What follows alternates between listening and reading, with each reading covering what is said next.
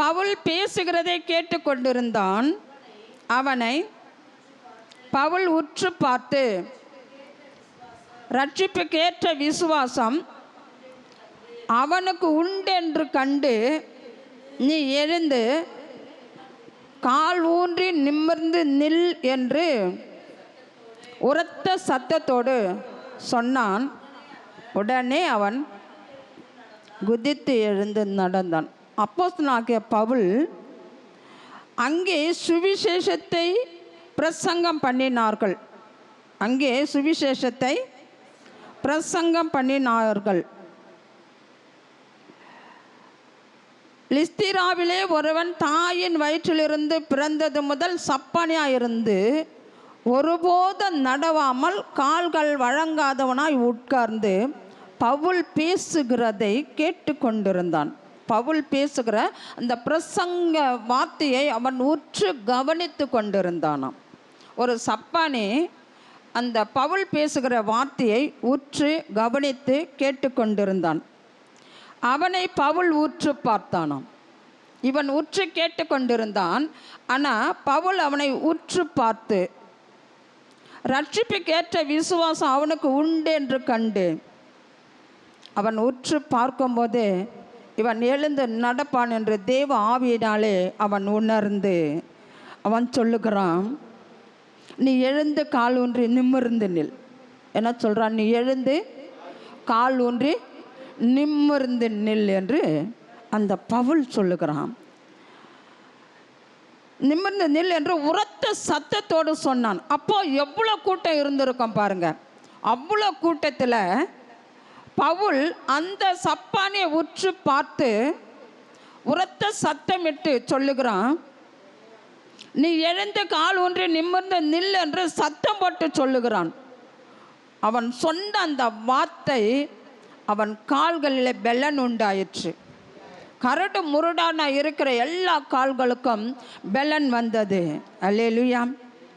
உடனே அவன் குதித்து எழுந்து நடந்தானாம். உடனே அவன் குதித்து எழுந்து நடந்தானாம். பவுல் செய்ததை ஜனங்கள் கண்டு தேவர்கள் மனுஷ ரூபம் எடுத்து நம்மிடத்தில் இறங்கி வந்திருக்கிறார்கள் என்று லிக்காவோனியா பாஷையிலே சத்தமிட்டு சொல்லி பர்னபாவை யூபித்தர் என்றும் பவுல் பிரசங்கத்தை நடத்தியவனானபடியினால் அவனை மேற்கூறி என்றும் சொன்னார்கள். ஏன் சொன்னால் பவுல் பிரசங்கத்தை கேட்டு மேற்கூறி என்றார்கள். பர்னபாவை யூபித்தர் என்றும் பவுலை மேற்கூறி என்றும் அவங்க பாஷையில் சொன்னார்களாம். அவங்க பாஷையில் என்ன சொன்னாங்கன்னா, பவுல் செய்ததை ஜனங்கள் கண்டு தேவர்கள் மனுஷ ரூபம் எடுத்து வந்திருக்கிறார்கள். அங்கே அது சக்கரியாவில் அதுதான் சொல்லப்படுகிறது. தேவர்களைப் போலவும் கர்த்தருடைய தூதனை போலவும் அந்த தாவீதின் குடும்பத்துக்கு அவர்கள் முன்பாக நிற்பார்கள் என்று வேதம் சொல்கிறது. இந்த மாதம் நம்மளுடைய வாக்குத்தத்தை என்னன்னு சொன்னால், நம்ம ஜபிக்கிற ஜப வீரனாக வீராங்கனையாக மாற வேண்டும். அப்போ தான் கர்த்தருடைய பார்வைக்கு அவருடைய பிள்ளையாக இருக்கும்போது மற்றவருடைய பார்வைக்கு தேவ சாயலாக உங்களை பார்க்க அவர் வல்லவராக இருக்கிறார். அல்லேலூயா. அப்போ பாருங்க, அவங்க என்ன செஞ்சாங்க? 13வது வசனத்தில் சொல்லுகிறது, அல்லாமலும் பட்டணத்துக்கு முன்னே இருந்த யூபித்தருடைய கோவில் பூசாரி எருதுகளையும் பூ மாலைகளையும் வாசலாண்டில் கொண்டு வந்து ஜனங்களோடு கூட அவர்களுக்கு பலியிட மனதாரு. ஏன்னா தேவன் மனுஷ சாயலாக்க வந்திருக்கிறாங்கன்னு சொல்லிட்டு அவங்க என்ன பண்ணாங்களாம், யூபித்தருடைய கோயிலில் விக்கிரக கோயிலில் பலி செலுத்துவதற்கு மாடுகளை கொண்டு வந்து அந்த மாட்டுக்கு மஞ்சள் பூசி குங்க வச்சு மாலை போட்டு அந்த சிலைக்கு பலி செலுத்துக்கு வச்சிருந்த அந்த மாட்டை கொண்டு வந்து மனுஷனுக்கு பலி செலுத்த கூட்டிட்டு வந்தாங்களாம். அல்லேலூயா, அல்லேலூயா. உபாகமத்தில் படித்து பார்த்தீங்கன்னா இருக்கும், அது வாய் திறந்து பேசாதான். எந்த தெய்வமும் வாய் திறந்து பேசாதான். அந்த ஊமையாக இருக்கிற தெய்வத்துக்கு பலி செலுத்துறாங்க.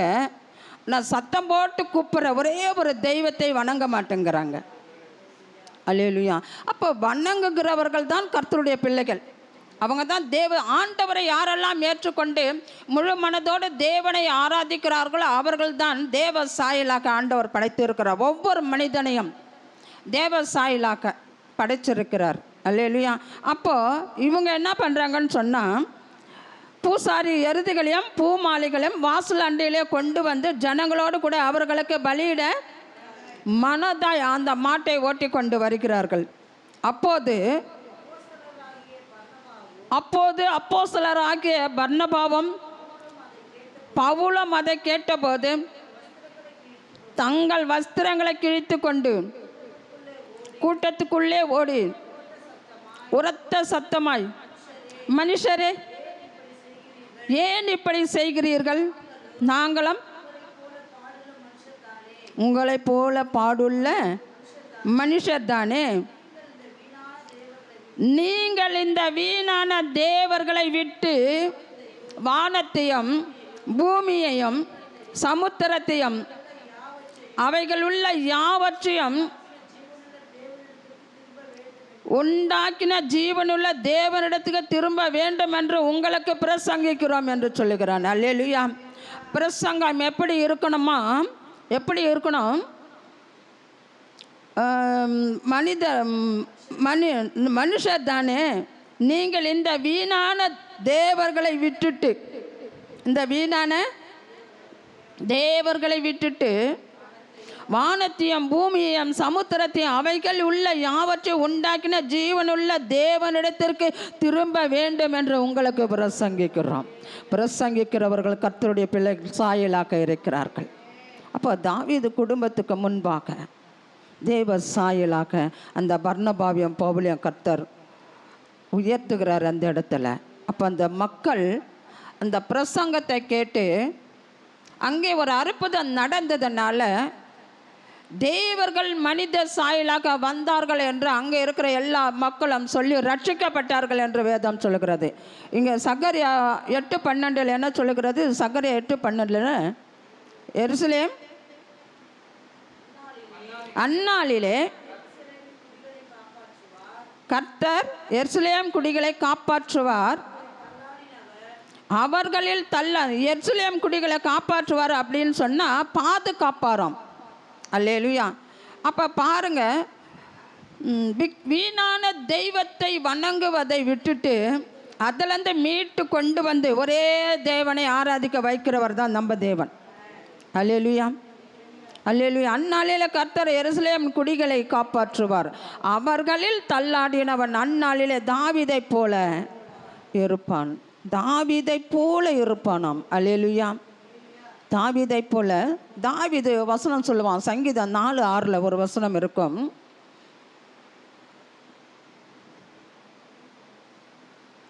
சங்கீதம் 4ஆம் அதிகாரம் 6வது வசனம் சொல்லுகிறது, எங்களுக்கு நன்மை காண்பிப்பவன் யார்?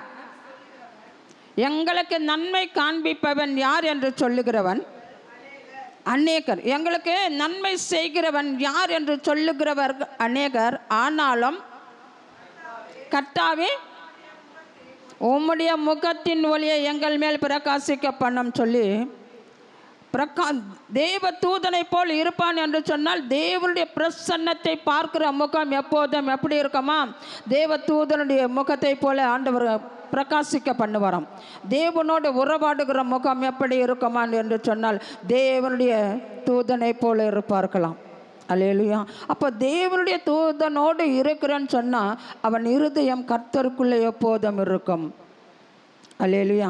இந்த மாதம் நீ சுவிசேஷத்தை பிரசங்கம் பண்ணும்போது ஒரு ஆத்மா பாட்டு பாடந்த பிள்ளை பாடந்து கேட்டோம், ஆத்மா ஆதாயம் பண்ணணும், ஆத்மா ஆதாயம் பண்ணணும். நீ சுவிசேஷத்தை சொல்லி ஒரு ஆத்மா ரட்சிக்கப்படும் போது அவர்கள் உன்னை பார்த்து சொல்லுவாங்க.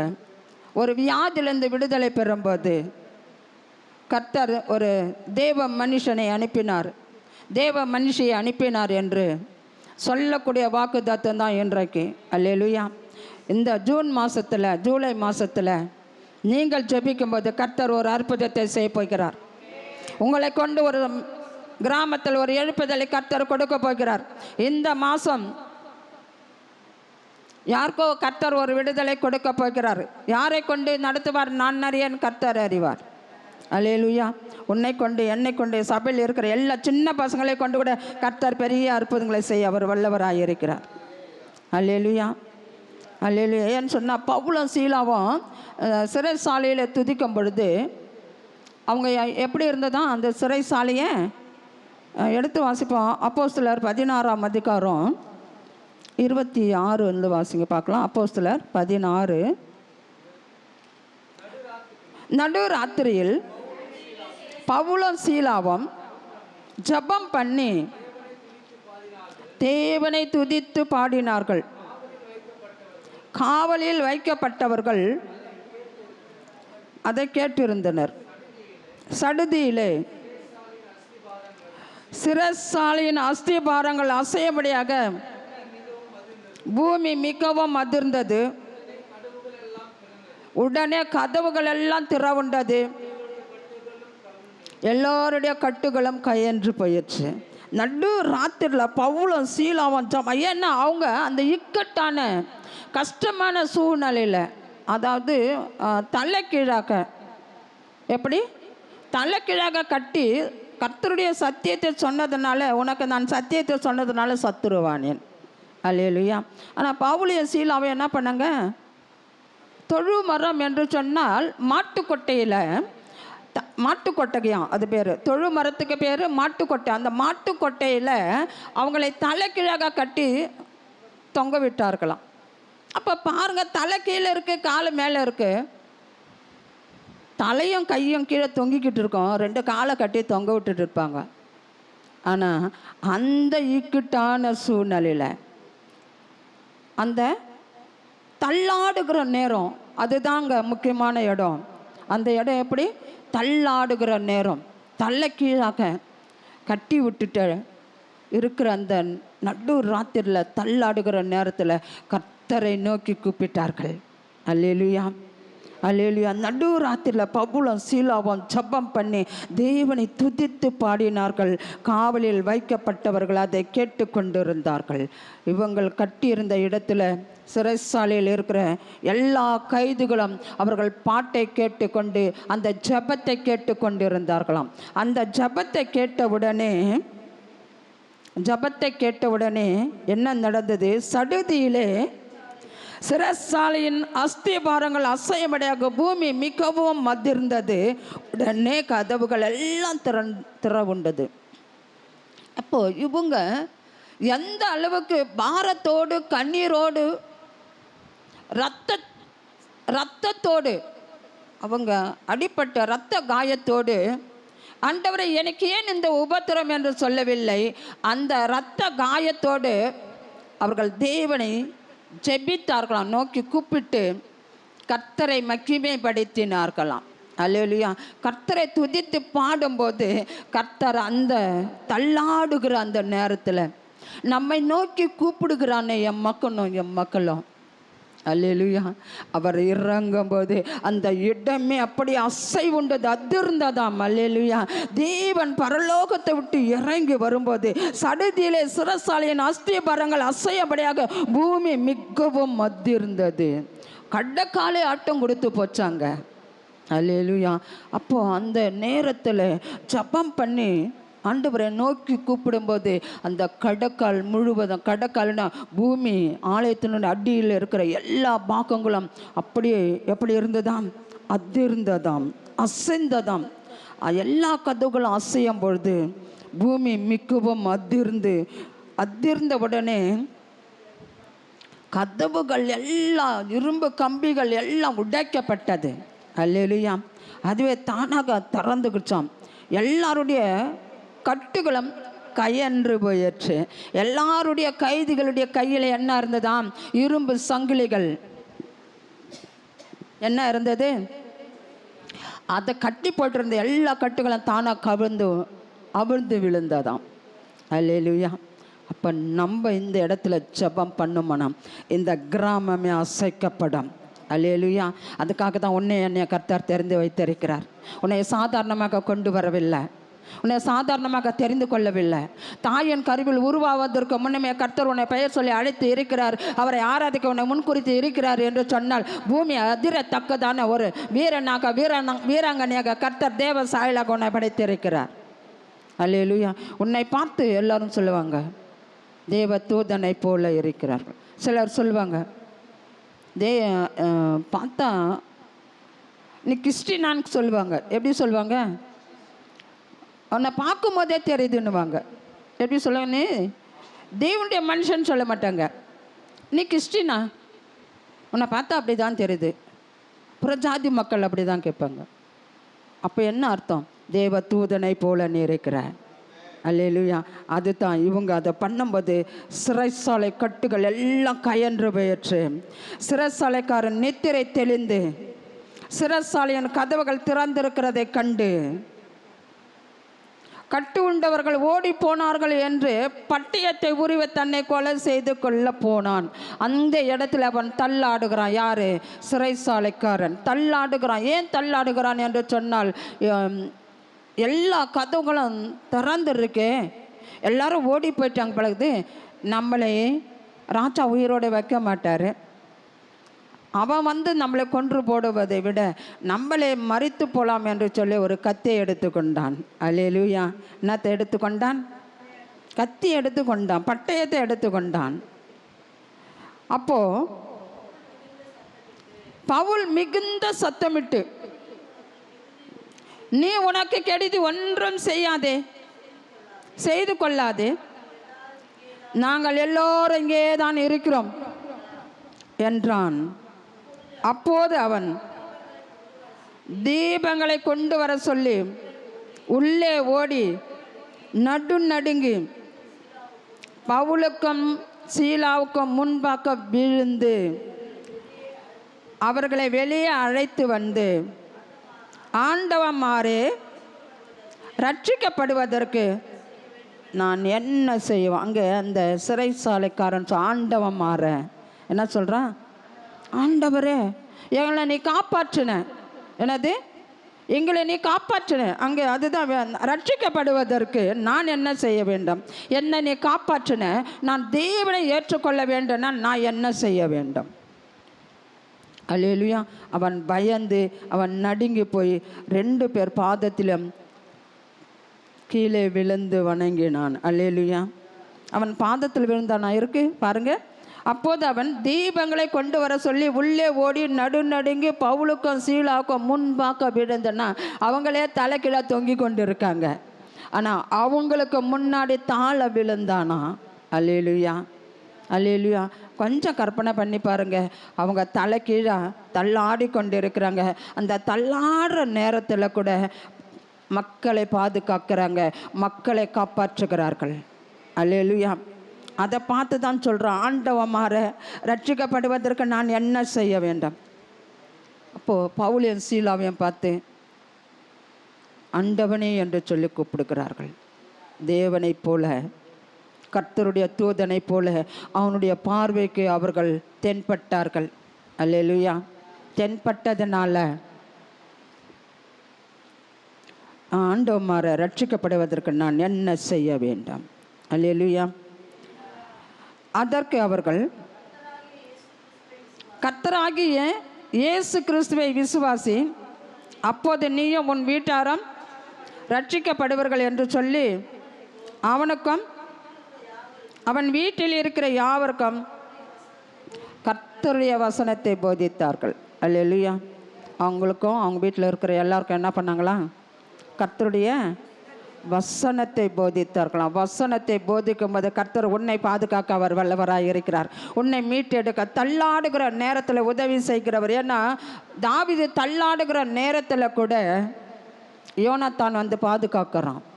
என் சவுல் தாவீதை கொலை செய்வதற்கு அவன் என்ன செய்து கொண்டே இருந்தான் அப்படின்னு சொன்னால், எப்படியாவது அமாவாசை அன்னைக்கு 3 நாள் அமாவாசை அன்னைக்கு 3 நாள் அங்கே நடக்கும். ஆனால் தாவீது போவே இல்லை. இதுக்கு முன்னாடி அவன் சொல்லிவிடுவான் யோனாத்தான் கிட்ட, உங்கள் அப்பா என்னை கொலை செய்ய பார்க்குறாரு. எங்கள் அப்பா அப்படியெல்லாம் பண்ண மாட்டார். என்கிட்ட சொல்ல, இல்லை, ஒரு அடி தூரம் தாங்குது என்னை கொலை செய்வதற்கு. ஆனாலும் அவன் அந்த அமாவாசை அன்னைக்கு முதல் நாள் அவன் போல. அப்போ அந்த சவுல் நினைக்கிறான், இன்றைக்கி அவன் தீட்டாக இருப்பான், அதனால் வரல. 2வது நாள் பார்க்குறான், வரல. என்ன இது, நேற்றும் வரல, இன்றைக்கும் வரல. உடனே ஏன்னா அவனை உயிருக்கு உயிராக நேசித்தவன் யோனாத்தான் யாரை? தாவீதை தள்ளாண்டுக்கிறான் அந்த நேரத்தில். அப்போது உடனே சவுல் யோனாத்தானை கூட்டி கேட்குறேன், ஏன் இன்னைக்கு சவுல் வரல? அப்போ அவனை காப்பாற்றுவதற்கு இந்த யோனாத்தான் சொல்லுகிறான், பெத்லெகேம் போகிறான். ஏன்னு சொன்னால் அங்கே அவங்க வீட்டில் எல்லோரும் பலி செலுத்த போகிறாங்களாம். அந்த பண்டிகைக்கு நான் போகிறேன்னு சொன்னான். அதனால் நான் அனுப்பி விட்டுட்டேன்னு சொன்னான். என்னது, அவனுக்கு உடனே கோபம் வந்துருச்சு. ஈட்டி எடுத்தான் யாரை? பிள்ளை குத்துறதுக்கு. உடனே, உனக்கு வெக்கமா இல்லை? உங்கள் அம்மா மானத்தை வாங்கிறதுக்கு நீ இப்படி காப்பாற்றுற அவனை? அவன் யாரு? அவன் யாரு? அவனை போய் நீ ரொம்ப நேசிக்கிற அப்படின்னு சொல்லி புள்ளையே கொலை செய்ய அவன் எழுந்து நின்னான். உடனே அவன் கோச்சுக்கினே வெளியில் வந்துட்டான். உடனே தாவீது மறுநாள் காலையில் தாவீதை காப்பாற்றணும். ஒரு சின்ன பையனை கூட்டின்னு போயிட்டு ஒரு பேப்பரில் அம்பு மாதிரி செஞ்சு அந்த அம்பு விடுவான். தூரம் போன பிறகு இந்த பையன்கிட்ட சொல்லுவான், தூரமாக இருக்குதா, நீ புறப்பட்டு ஓடிப்போன்னு சொல்லுவான். என்னது, நீ அப்பாலே துரிதமாக ஓடிப்போ அப்படின்னா சவுல் புரிஞ்சுப்பான், நமக்கு ஆபத்து காத்திருக்குது, நான் தப்பிச்சுக்கணும். உடனே இது சின்ன குழந்தைக்கு தெரியாது, தெரிஞ்சது அது எல்லாருக்கும் சொல்லிடும். ஆனால் அந்த அம்பு கொண்டாந்து குழந்தைகிட்ட அனுப்பிட்டு அவங்க 2 பேர் வந்து கட்டி அழுவாங்க. நான் என்ன உங்க துரோகம் செய்த உங்கள் அப்பாவுக்கு? எதுக்காக இந்த அவர் என்னை கொலை செய்ய அவர் பார்க்குறாரு? அதுதான் தாவீது குறித்து நிறைய இருக்குது. ஆனாலும் அந்த யோனாத்தான் அவனை காப்பாற்றினான். ஏன்? இந்த யோனாத்தான் அவனுக்கு தேவ தூதனை போல இருந்ததுனால தாவீதை யோனாத்தான் காப்பாற்றினான். அவன் உடனே கட்டி பிடிச்சி அழுதுட்டு, நான் என்ன தப்பு செஞ்சேன்? நீ சொல்லி, என் மேலே தப்பு இருந்தால் நீயே இப்போ என்னை கொன்று போடுன்னு சொல்லுவான். அல்லேலூயா, அல்லேலூயா. கர்த்தர் நல்லவர். ஆமென். என்ன, கிருபை பெற்றவளே வாழ்கன்னு ஒரு வசனம் இருக்குது. எதில் இருக்குது சொல்லுங்கள் பார்க்கலாம். கிருபை பெற்றவளே வாழ்க. ஏன்னா மரியாள். வாசிங்க லூக்கா 1ஆம் அதிகாரம் 27 வாசிங்க. லூக்கா 1ஆம் அதிகாரம் 27வது வசனம் சொல்லுகிறது. ஆமாம், தாவீதின் குடும்பத்தை சேர்ந்தவனா யார்? யோசேப் என்றவன். யோசேப் யார் குடும்பத்தை சேர்ந்தவன்? தாவீதின் குடும்பத்தை சேர்ந்தவன். தாவீதின் குடும்பத்திலே தேவ தூதன் உருவாகுகிறாராம். அல்லேலூயா. அதுதான் சகரியாவில் சொல்லப்படுகிறது. ஆமென். அங்கே தாவீதின் வம்சத்தானாகிய யோசேப் என்கிற நாமமுள்ள புருஷனுக்கு நியமிக்கப்பட்டிருந்த ஒரு கன்னிகையின் இடத்திற்கு தேவனாலே அனுப்பப்பட்டான். அந்த கன்னிகையின் பேர் மரியாள். அவள் இருந்த வீட்டில் தேவதூதன் பிரவேசித்து, கிருபை பெற்றவளே வாழ்க, கர்த்தர் உன்னுடனே இருக்கிறார், ஸ்திரீகளுக்குள்ளே போதும், இந்த மாதம் நீங்கள்லாம் ஆசீர்வதிக்கப்பட போகிறீங்க. அல்லேலூயா. அப்போ தாவீதின் வம்சத்தை சேர்ந்து இருக்கிறபடினால கிருபை பெற்றவளே வாழ்க. ஏன்னு சொன்னால் தேவ தூதன் பிரவேசித்து, கிருபை பெற்றவளே வாழ்க, கர்த்தர் உன்னுடனே இருக்கிறார், ஸ்திரீகளுக்குள்ளே நீ யாரா? ஆசீர்வதிக்கப்பட்டவள். உடனே அவன் சொல்லுவான், 46வது வசனத்தில் சொல்லுகிறது, அப்போது மரியாள், என் ஆத்துமா கர்த்தரை மகிமைப்படுத்துகிறது, என் ஆவி என் ரட்சிகராகிய தேவனில் களி கூறுகிறது. அவர் தம்முடைய அடிமையின் தாழ்மையை நோக்கி பார்த்தார். இதோ இது முதல் எல்லா சந்ததிகளும் என்னை பாக்கியவதி என்பார்கள். பாருங்க, கிருபை பெற்றவளே வாழ்கன்னு சொல்ற ஸ்திரீகளுக்குள்ள நீ ஆசீர்வதிக்கப்பட்டவள். அந்த வார்த்தை கேட்ட உடனே இவ சொல்லுகிறா, அப்போது மரியாள், என் ஆத்துமா கர்த்தரை மகிமைப்படுத்துகிறது. அந்த வார்த்தை கேட்ட உடனே அவளுக்கு உள்ள என்ன வந்தது? தேவனுடைய அபிஷேகம் உள்ள இறங்கினதுனால. ஏன்னு சொன்னால் அநேகருக்கு அவள் தாயாக இருக்கிறார். அதனால தான் மரியாளை இன்றைக்கு தெய்வமாக வணங்கி கொண்டு இருக்கிறார்கள், இயேசு கிறிஸ்துவை சுமந்ததுனால. அல்லேலூயா. அப்போ அவள் சொல்லுகிறா, என் ஆவி என் இரட்சகராகிய தேவனில் களி கூறுகிறது. அவர் தம்முடைய அடிமையின் தாழ்மையை நோக்கி பார்த்தார். இதோ இது முதல் எல்லா சந்ததிகளும் என்னை பாக்கியவதி என்பார்கள். அப்போ மரியாள் கர்த்தருக்கு முன்பாக எப்படி இருந்தார்களாம்? தம்முடைய அடிமையின் தாழ்மையை நோக்கி பார்த்தார். ஆண்டவருக்கு முன்பாக அடிமையாக தாழ்மையாக இருந்தார்களாம். அல்லேலூயா. அப்போ எப்படி இருந்திருப்பாங்க? ஆண்டவருக்கு நான் அடிமை, நீயே நான் சொல்லணும். ஏன்னு சொன்னால் ஆண்டவருக்கு நம்ம அடிமையாக இருக்கிறதுனால தான் ஒவ்வொரு நாளும் நமக்கு ஆகாரத்தை கொடுத்து, உறங்க வைத்து, ஆடையை கொடுத்து, ஜீவனை கொடுத்து, அவரை ஆராதிக்க, அவரை துதிக்க, அவரை நோக்கி ஜெபம் பண்ண நம்மளை வைத்திருக்கிறார். அல்லேலூயா, அல்லேலூயா. அநேகருக்கு தாயாக அவள் தன்னை தாழ்த்தினதுனால. அதே போல் ஆபிரகாமியா ஆண்டவர் என்ன சொல்கிறாரு? தேவ சாயலாக இருக்கிறதுனால பேரை மாற்றுகிறாரு. ஆபிரகாமுக்கு என்னவா மாற்றுறாரு? பேரை மாற்றுகிறாரு. ஆதியாகமம் 17ஆம் அதிகாரம், ஆதியாகமம் 17ஆம் அதிகாரம் 5வது வசனம் சொல்லுகிறது,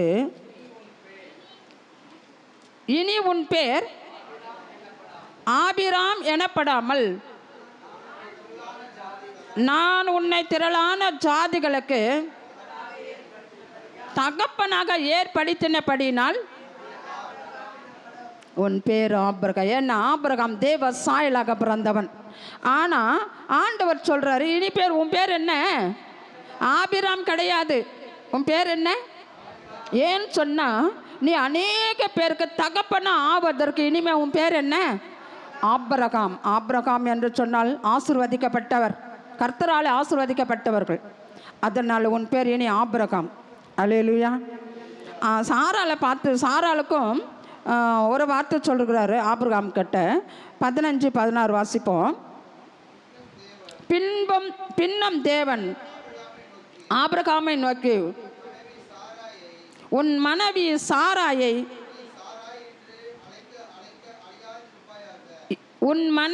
சாராயை இனி சாராய் என்று அழைக்காதிருப்பாயாக. சாராள் என்பது அவளுக்கு பேராயிருக்கும். நான் அவளை ஆசீர்வதித்து அவளாலே உனக்கு ஒரு குமாரனையும் தருவேன். அவள் ஜாதிகளுக்கு தாயாகவும் அவளாலே ஜாதிகளின் ராஜாக்கள் உண்டாகவும் அவளை ஆசீர்வதிப்பேன் என்றார். பாருங்க, ஆபிரகாமை ஆபிராம் இல்லாமல் ஆபிரகாம் என்று சொன்னால் அநேகருக்கு தகப்பன். சாராளை சாரா என்று அழைக்காமல் சாராள் என்று சொன்னால் அநேகருக்கு தாயாக அல்லேலூயா மாற்றுகிறார். கர்த்தர் உங்களையும் அப்படியாக மாற்ற அவர் வல்லவராக இருக்கிறார். அல்லேலூயா. ஏன்னா நம்ம ஆராதனையில் கேட்டோம், ஆகார் என்ன பண்ணுறார்? தள்ளாடுகிறாள். எதை குறித்து தள்ளாடுகிறாள்? தன் மகனை காப்பாற்ற வேண்டும், தன் மகனுடைய ஜீவன் போகிறதே இதை பார்க்க முடியலன்னு என்ன செய்கிறா? தள்ளாடி கதறி கொண்டு இருக்கிறாயே. பக்கத்திலேயே என்ன இருக்கு? துறவு இருக்கு. ஆண்டவர் அவளை ஆசீர்வதிக்கிறதுக்கு பக்கத்திலேயே கிணறு வச்சிருக்கிறாரு. ஆனால் அவளுக்கு கண் தெரில. என்ன தெரில? கண் தெரில. ஏன் கண் தெரில? அவள் எண்ணமெல்லாம் குழந்தை மேலே, அவளுடைய எண்ணமெல்லாம் குழந்தை மேலே. ஐயோ குழந்தை செத்துருமேன்ற அந்த எண்ணத்தில் அவள் தள்ளாடுகிறாள், அவள் கதறுகிறாள். அப்போ தேவ தூதன் வானத்திலிருந்து இறங்கி வந்து கூப்பிட்றாரு, ஆகாரே ஏன் அழுற? என்ன நடந்தது? ஏன் அழுற?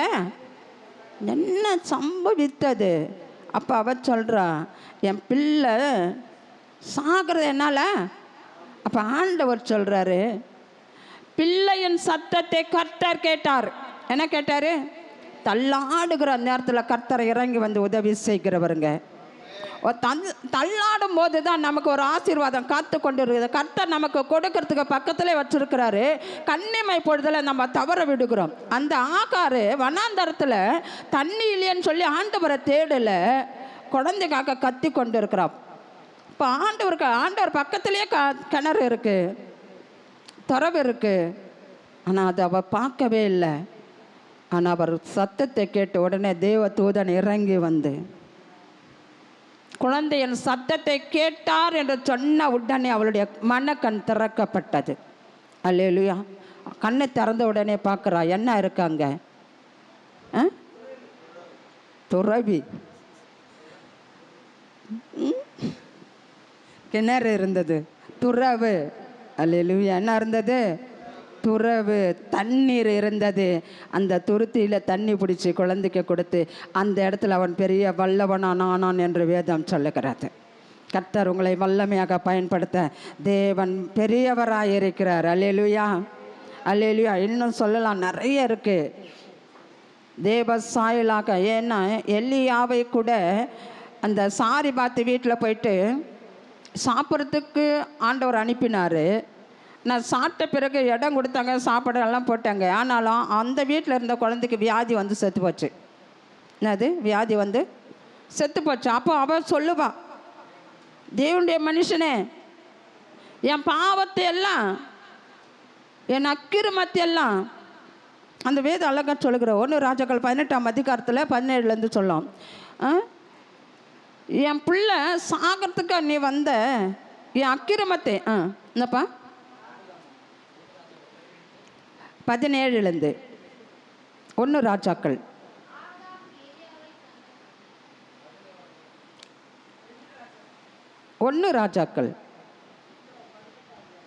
ஆமாம், 22 இந்த வாசிங்க.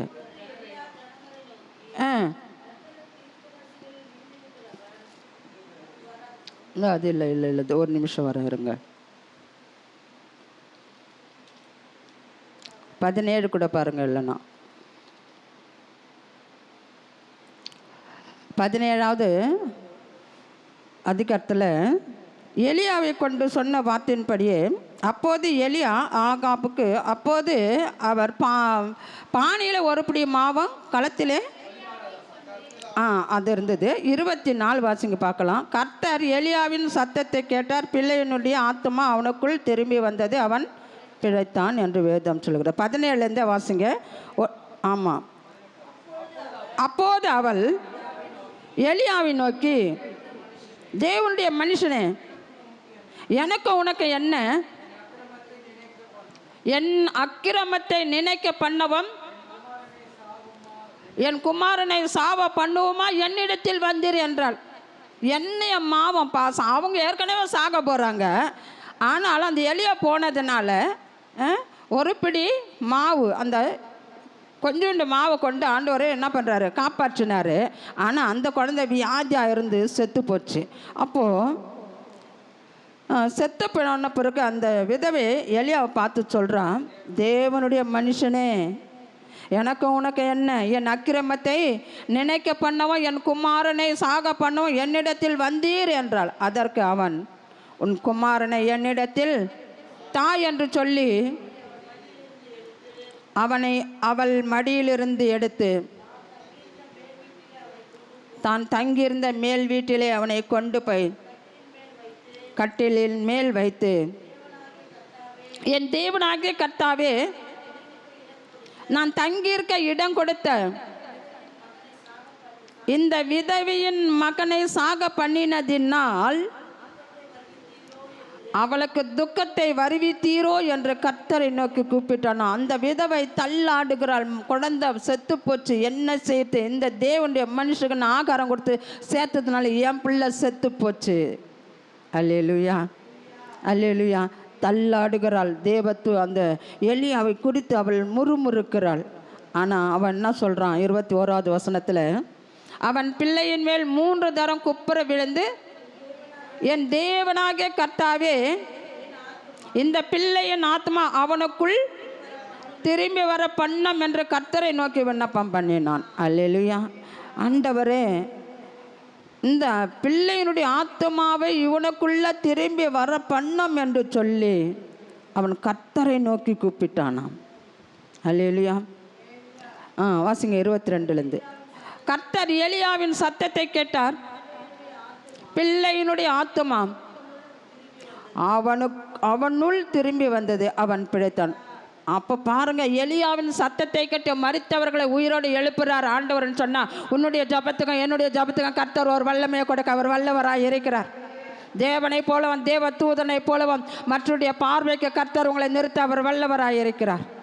ஏன்னா உன்னுடைய ஜபத்தை கேட்டு மரித்தவர்களை உயிரோடு எழுப்பக்கூடிய வல்லமையை கூட கர்த்தர் உங்களுக்கு கொடுக்க அவர் கிருபை உள்ளவராய் இருக்கிறார். அல்லேலூயா. இந்த மாதம் யாருக்கும் ஜபிக்க போகிறீங்க, விடுதலை, வியாதியில் இருக்கிறவர்களை விடுதலை கிடைக்க போகிறது உங்களை தேவ தூதனை போல. அப்போது எலியா பிள்ளையை எடுத்து மேல் வீட்டிலிருந்து கீழ் வீட்டிற்குள் கொண்டு வந்து அவனை அவன் தாயின் இடத்தில் கொடுத்து, பார், பிள்ளை உயிரோடு இருக்கிறான் என்று சொன்னான். அப்போது அந்த ஸ்திரீ எலியாவை நோக்கி, நீ தேவனுடைய மனுஷன் என்றும் உம்முடைய வாயிலிருந்து பிறக்கும் கர்த்தருடைய வார்த்தை உண்மை என்றும் இதனால் இப்போது அறிந்திருக்கிறேன் என்றாள். நீ பேசுகிற ஒவ்வொரு வார்த்தையிலும் வல்லமை உண்டு என்று கர்த்தர் சொல்லுகிறார். நீ ஜபிக்கும் போது நிச்சயமாக கர்த்தர் விடுதலை கொடுப்பார், ஒரு அற்புதத்தை செய்வார். இதோ இந்த மகள் சொல்கிறா, என் பாவத்தை நினைக்க பண்ணுவோம், என் குமாரனை சாவடிக்குமா என்கிட்ட வந்தீங்கன்னு சொல்கிறான். ஆனால் அதே வாய் சொல்லுது, என்ன சொல்லுது, அந்த ஸ்திரீ எலியாவை நோக்கி, நீர் தேவனுடைய மனுஷன் என்றும் உன்னுடைய வாயிலிருந்து பிறக்கும் கர்த்தரின் வார்த்தை உண்மை என்றும் இதனால் இப்போது அறிந்திருக்கிறேன் என்றாள். அல்லேலூயா. முழங்கால் படியிடுவோமா?